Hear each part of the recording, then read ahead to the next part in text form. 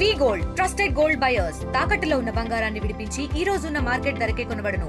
మరిన్ని వివరాలకు సంప్రదించండి 77107720.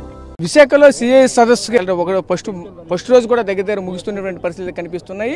ఇదే క్రమంలో ఈ యొక్క పరిస్థితులు ఎలా ఉన్నాయి, ఎవరెవరు ఎంతమంది ఇక్కడ పెట్టుబడులకైతే వస్తున్నారు, ఇదే క్రమంలో ఒక పరిశీలన కూడా ఒకవైపు మంత్రులు అలాగే ఎమ్మెల్యేలు కూడా వస్తున్న నేపథ్యం కూడా కనిపిస్తుంది. ఇదే క్రమంలో మనతో పాటు మాట్లాడడానికి రాష్ట్ర మంత్రి కొల్లి రవీంద్ర గారు అయితే మనతో పాటు, ఆయనతో మాట్లాడి దీనికి సంబంధించిన మరిన్ని వివరాలు తెలుసుకునే ప్రయత్నం చేద్దాం. సార్ చెప్పండి సార్, ముఖ్యంగా చూసుకుంటే ఏ విధంగా జరుగుతూ ఉంది, ఇప్పటివరకు చూసుకుంటే ఎంతవరకు పెట్టుబడులు వస్తున్నటువంటి నేపథ్యం అయితే కనిపిస్తుంది, ఏంటి ఇదంతా?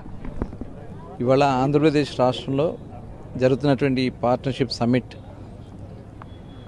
యావత్ ప్రపంచాన్ని ఆకర్షించింది. దీనికి బ్రాండ్ అంబాసిడర్ గౌరవ ముఖ్యమంత్రి చంద్రబాబు నాయుడు గారు. ఎందుకంటే గతంలో కూడా 2014-19 కూడా ముఖ్యమంత్రిగా 3 సార్లు ఇక్కడ సమ్మిట్ని ఇదే విశాఖపట్నంలో చేసుకోవడం జరిగింది. ఆ రోజు కూడా చాలా పెద్ద ఎత్తున ఇన్వెస్ట్మెంట్స్ వచ్చినాయి, చాలా గ్రౌండ్ అయినాయి. కానీ తర్వాత వచ్చినటువంటి గవర్నమెంట్ తీసుకున్నటువంటి నిర్ణయాల వల్ల అవన్నీ వెనక్కి వెళ్ళిపోయినాయి. ఇప్పుడు మళ్ళీ గౌరవ ముఖ్యమంత్రి గారు ప్రభుత్వం వచ్చిన దగ్గర 10 లక్షల కోట్ల రూపాయల ఇన్వెస్ట్మెంట్స్ వచ్చినాయి. అట్లాగే చాలా ఇప్పుడు ఈ సమ్మిట్లో కూడా చాలా కంపెనీలు ముందుకు వస్తున్నాయి. ఎందుకంటే ఇవాళ పాలసీస్ తీసుకున్నాం, చాలా పాలసీస్లో దగ్గర 25 పాలసీస్ తీసుకున్నాం. వాళ్ళని ఇక్కడ ఏ రకమైనటువంటి మనం ఫెసిలిటీస్ ఏర్పాటు చేస్తాం, ఇవన్నీ కూడా నిర్ణయాలు తీసుకోవడం కూడా జరిగింది. కొన్ని రిఫార్మ్స్ కూడా తీసుకోవడం కూడా జరిగింది. ముఖ్యంగా వాళ్ళకి ఇక్కడ జరుగుతున్నటువంటి విషయాల్లో ఆ రిఫార్మ్స్ కూడా చాలా ఉపయోగపడతాయి. కాబట్టి ఎక్కువ మంది ఇక్కడ రావడానికి ఇంట్రెస్ట్ చూపిస్తున్నారు. ఎందుకంటే ఇవాళ అమెరికా తర్వాత అతిపెద్ద క్యాంపస్ని గూగుల్ వాళ్ళు కూడా ఇక్కడ ఏర్పాటు చేయటం, ఇదంతా కూడా గౌరవ ముఖ్యమంత్రి గారి మీద నమ్మకం, ప్లస్ తీసుకునేటువంటి నిర్ణయాలు చాలా ఫాస్ట్గా నిర్ణయాలు తీసుకుంటున్నాము. స్పీడ్ ఆఫ్ డూయింగ్ బిజినెస్ పేరుతో లోకేష్ గారు కానీ మొత్తం యావత్ టీం అంతా కూడా చాలా అద్భుతంగా వర్క్ చేస్తూ ఉన్నారు. దానివల్ల ఇవాళ ఇన్వెస్ట్మెంట్స్ వస్తూ ఉన్నాయి. ఇవాళ ముఖ్యంగా ఏంటంటే ఈ విశాఖ స్పెషల్ ఎకనామిక్ జోన్ కింద కూడా దీన్ని దాదాపు 9 జిల్లాల్ని ఈ జోన్ కింద గవర్నమెంట్ ఆఫ్ ఇండియా ఇచ్చినటువంటి 4 సిటీస్లో ఈ జోన్ కూడా పెట్టడం కూడా జరిగింది. డెఫినెట్గా దీనికి ఆంధ్ర రాష్ట్రానికి ఈ సమ్మిట్ చాలా ఉపయోగపడుతుంది.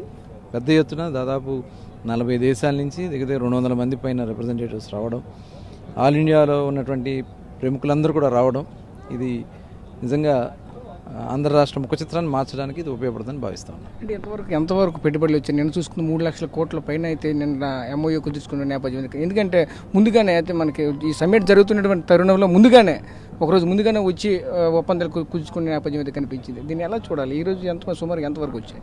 అంటే ఇప్పుడు చాలామంది వస్తున్నారు, కానీ డెఫినెట్గా గ్రౌండ్ అయ్యే మాత్రమే ఇనిషియేటివ్ తీసుకోవడం జరుగుతుంది.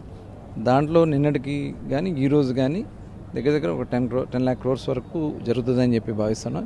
ఇంకా పెరగడానికి కూడా అవకాశాలు ఉన్నాయి. పర్టికులర్ మీ నియోజకవర్గానికి సంబంధించి ఎంఎస్ఎంఈ పార్కులు కూడా ఒక ఏర్పాటు చేసిన పరిస్థితి, దానికి సంబంధించిన ఏమైనా ఎంఓయూలు కుదుర్చుకున్నటువంటి నేపథ్యం ఏదైనా ఉందా?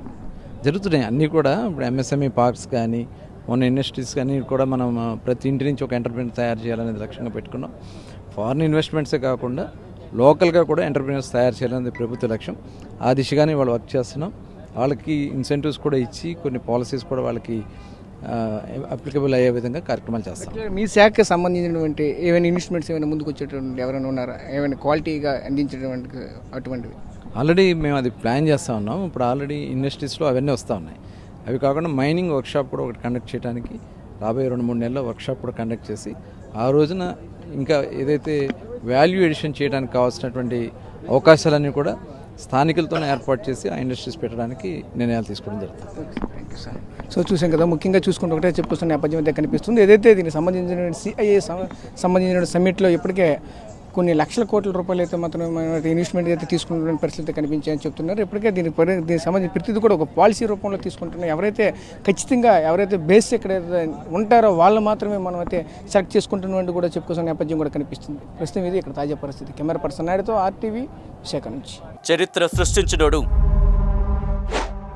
ఇప్పుడు ఆ చరిత్రని తిరగరాయబోతున్నాడు.